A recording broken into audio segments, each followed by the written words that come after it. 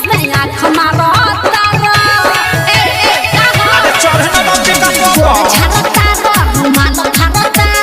देखो तानी कब हिस्से आँख मारता लागत बात बायो महीना छोड़े बुझू से बीतल पड़ी छावन हल चुम्मा के फिसते ले रे डार्लिंग 151 हल चुम्मा के फिसते ले रे बुचिया 151 नहीं रे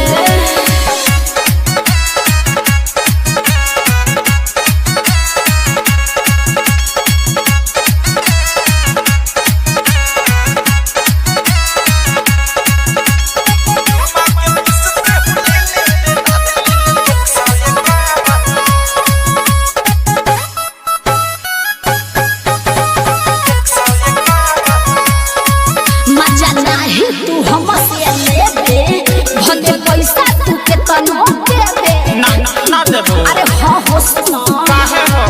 मजा नहीं तू हमसे लेबे भले पैसा तू के तनो देबे चुप करबू बंगाल वाली ऐसे सभे पर फोड़ा दे मुंह संभाल के बोला साउंड के तार धके हाथे दुनु तोड़ा दे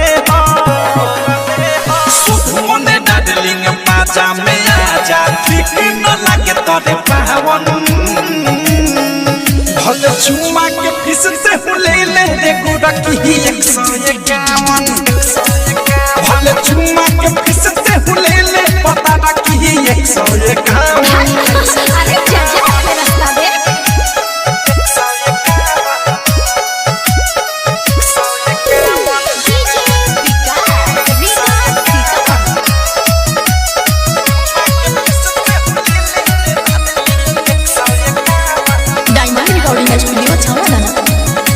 अनीता से दूर रह भाग के